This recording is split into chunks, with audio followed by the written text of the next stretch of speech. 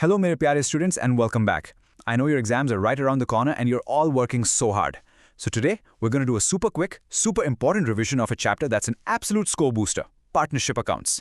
Let's make sure you're ready to ace any question that comes your way. Just imagine, you and your best friend decide to start a business. Maybe a little samosa stall or, hey, maybe even a YouTube channel reviewing the latest movies. Sounds like a lot of fun, right? But you know, as soon as money gets involved, things can get tricky. So how do you make sure your business succeeds and you stay best friends? Well, you need a clear set of rules from the very beginning. Okay, so let's get into it. In the world of business and accounting, this kind of arrangement has a proper name. It's called a partnership. And it's really important to remember, this is way more than just a friendly handshake. It's a real business structure with its own set of laws. Now, here's the official definition from the Indian Partnership Act of 1932. Don't get scared by the formal language, it's actually super simple. Let's just look at the key words. First, agreed. Matlab, there has to be an agreement. Second, share the profits. I mean, that's the whole point of doing business, right? And third, business. That's it. Say, simple ideas, just dressed up in official words. So, let's quickly zip through the main features. You need at least 2 people, but you can't have more than 50. There must be an agreement. And listen to me, while it can be verbal, a written one will save you a lot of trouble. The business has to be lawful, of course, and the goal is to share profits. And this last one, mutual agency, this is a big one. It just means everyone is in it together. If one partner makes a business deal, all the other partners are also bound by it. You're a team. So, to make sure there are no fights or confusion later on, partners create a super important document. You can think of it as the constitution of your little company. And this rulebook is called the partnership deed. It has all the rules of the game written down clearly. How much money each person is putting in, how you'll share profits, who gets a salary, everything. A clear written deed is the best way to keep the friendship and the business healthy. But what if you didn't make one? What if you just had a verbal agreement and now there's a problem? A big fight. Fight ho gayi to? When you don't have your own rulebook, what does the law say? Okay, my students, this slide is pure gold for your exams. Seriously, take a screenshot right now. If there's no partnership deed, the Indian Partnership Act of 1932 gives us 5 golden rules. 1. Profits and losses are shared equally. It doesn't matter who invested more. 2. No interest on capital. Not allowed. 3. No salary to any partner. Forget about it.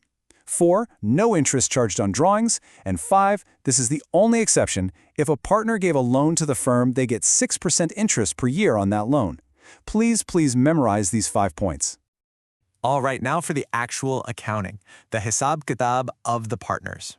Every single rupee that a partner puts in, takes out, or earns as profit has to be recorded perfectly. So how do we do that? Well, there are 2 methods. The first is the fixed capital method. Think of it like this. You have a locker and a wallet. The capital account is your locker, where the main investment stays safe and unchanged. The current account is the wallet for all the everyday transactions, salary, profit, drawings. Then there's the fluctuating capital method. This one's easier. It's like one magic account where everything goes. Your capital, your salary, your drawings. It all goes in and out of this one account, so the balance is always, well, fluctuating. Let's just have a quick look at the format for the fixed method. Don't get intimidated. The key thing to see here is that there are 2 separate accounts. The capital account is for the main investment, the locker, and it stays stable. All the other regular things like salary and profit go into that separate current account, the wallet. And now, the fluctuating method. See? It's much simpler. Everything, salary, interest, profits, drawings, is all in this one single capital account.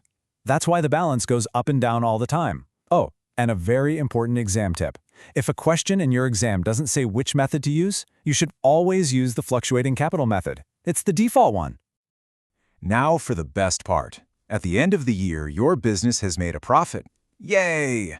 But how do you actually divide this money among the partners, especially after you've promised them things like a salary or interest on their capital? For this, we prepare a very special account. It's called the Profit and Loss Appropriation account. Now, that word appropriation just means to distribute or set aside. So think of this account as the final step after you've made the main P&L account. Its only job is to show how the final net profit is shared among the partners according to their agreement. A fantastic way to think about this is like a profit machine. You put the net profit from your P&L account into the machine.